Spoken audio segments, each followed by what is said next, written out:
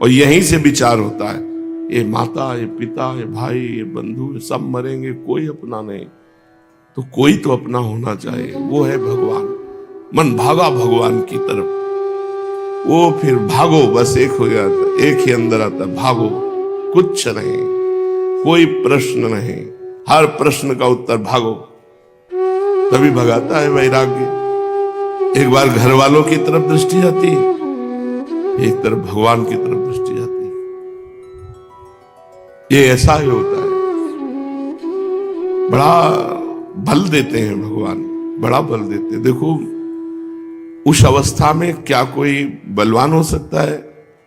13 वर्ष की अवस्था या 16 वर्ष की अवस्था, ये तो बड़ी कोमल अवस्थाएं होती, माता पिता के अधीन अवस्थाएं होती।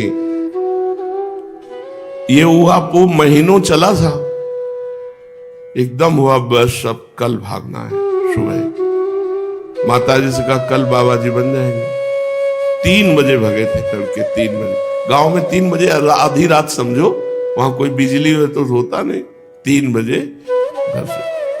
कितना महान बल उस परमात्मा ने दिया था कि वो अकेला बालक, ना कहीं कोई स्थान का पता है, ना कोई साथी है, ना खाने पीने की व्यवस्था है, और ऐसे ही देखा कि माँ वो सो रही, बहनें वो सो रही है, भाई हो, पिता हो, सबको नमस्कार करके भाग पड़े।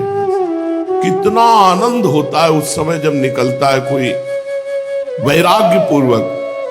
संसार के किसी दुख से पीड़ित होकर घर छोड़ना एक अलग बात है, भगवान के लिए ऐसे जैसे जन्म जन्म की जेल तोड़ करके कोई भाग रहा हो, ऐसे ही।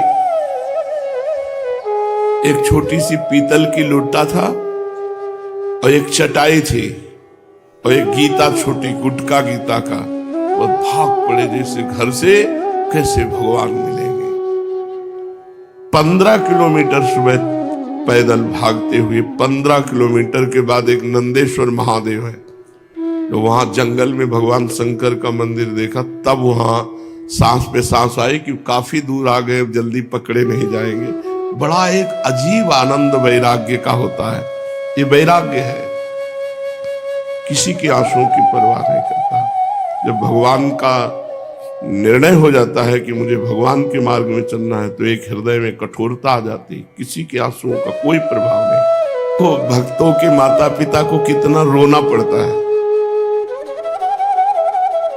ये तो उन्हीं का हृदय जानता, माँ का हृदय जानता, दूसरे का हृदय नहीं जानता। माँ के हृदय में जो पुत्र के प्रति स्नेह होता है, उतना पिता के भी हृदय में नहीं होता। ऐसा ही इस शरीर के पिताजी ने कृपा की। खोजते हुए सबसे पहले बड़े भ्राता आए, जहां मंदिर में थे, तो उनको जो देखा तो कठोरता एकदम भरी हुई थी। उनका चलो घर चलो, यहाँ क्या कर रहे हो? आप जाइए। अरे उनका देखो व्यर्थ की वार्ता नहीं, ये मोह का जाल मत बिछा, चलो। बोले वहां जो संत थे उनसे कहा जाने मत देना, अभी हम पिताजी को भेजते हैं। पिताजी बहुत कट्टर स्वभाव के से थे। देर न लगी, 2 घंटे में उपस्थित हो गए। साइकिल से, पुराने समय में साइकिल ही देखा तो एक डंडा भी बना हुआ था उनके उसमें। तो हम कहा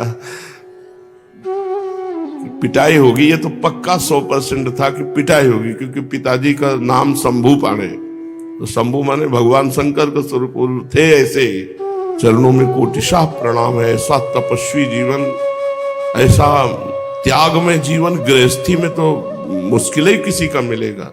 बिना जूता चप्पल पहने हल जोतना और बिना सिले कपड़े पहनने घर में, घर गृहस्थी में रहना, कभी 1 रुपया पास नहीं रखा। बड़ा त्याग वैराग्य में जीवन। उन्हीं का ऐसा फल है कि सब पूरा परिवार बाबा जी बना, भगवान का भजन कर रहा है।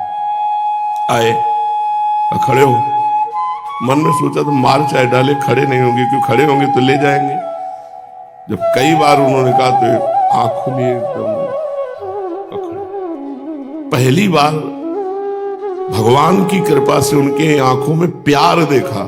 प्यार नहीं हो तो रुद्र रूप थे, हमसे 1 बीता लंबे होंगे और इतनी ही लाठी साथ में रखते, पहलवान स्वरूप एकदम परम धार्मिक, धर्म का स्वरूप थे वो।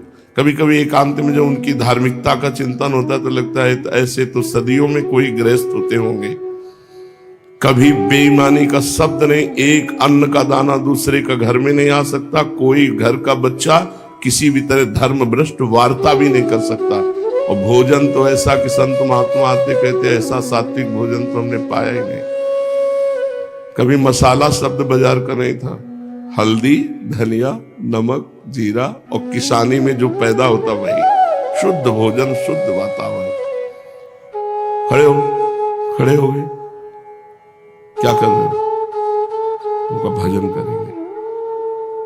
क्यों भागे, क्यों? कोई परेशानी? तो उस समय तो हम रोने लगे तो उनका रोते क्यों?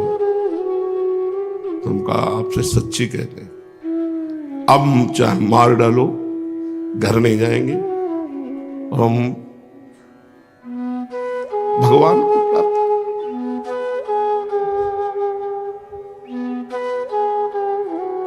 वो जो प्रथम वैराग्य होता है वो भगवान के द्वारा दिया होता है। बस उन्होंने हृदय से ऐसे लगाया तो कहा जाओ, वो राम राम देते, वो राम राम राम ऐसी छाती से लगा। हम तुम्हारे मार्ग में बाधा नहीं करेंगे, लेकिन ऐसे नहीं, शास्त्रीय पद्धति से चलो। एक आशीर्वाद दिया, कहा अगर तुम धर्म से चलोगे तो ऊषर में भी बैठोगे तो तुम्हारे ऊपर फूलों की वर्षा होगी। जाओ, तुम्हारा मार्ग कभी बाधा ना पड़े, पर एक ध्यान रखना, कभी जन्मभूमि की तरफ मुड़कर भी मत देखना। जाओ, बस। वो संत थे, कुछ वर्ष वृंदावन भी रहे हैं। वो आशीर्वाद उनका, कभी सतमार्ग में उन्होंने बाधा नहीं की, और उनके आशीर्वाद से कभी हमको एक बार भी स्मरण नहीं हुआ कि हमें घर जाना है। बहुत कष्ट सह लिया, बहुत भूखे रह गए, एक बार तो चलते हैं, 2-4 दिन रुकते हैं, फिर भागते हैं वहां से।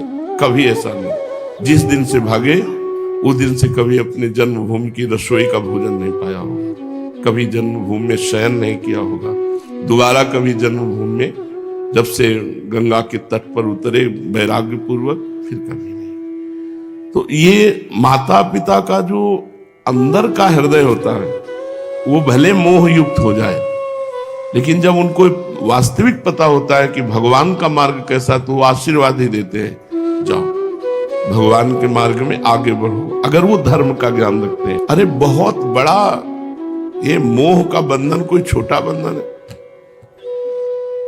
सैमसी में जब गुरु जी के पास थे तो जब से भगे थे, तो पहली बार जब माता जी आई तो लगा कि अब इन माता जी से बढ़कर हमें कहीं प्यार नहीं था। बस अब जितना अम्मा कहते थे, बस इस शब्द से प्यार था, और माता जी से ही वैराग्य हुआ कि जब ये मर जाएंगे तो हम जिएंगे कैसे। तब लगा एकमात्र भगवान है। अब जब सुना कि माता जी आ रहे हैं तो घबरा गए, भागकर पहले मंदिर में गए और भगवान से प्रार्थना की कि मुझे बल देना कि मैं माता जी से बात कर लूं, क्योंकि आंसुओं से बात नहीं होती। जब माता जी आंसुओं से बात करेंगे तो पत्थर थोड़ी हृदय। तो एकदम भगवान ने बल दिया, बहुत एकदम जैसे बन ठन के बैठा जाए, ऐसे ये बोलना है, ऐसे ऐसे सोचना है, एकदम बैठ गए। जो ये आई सो साष्टांग दंडवत।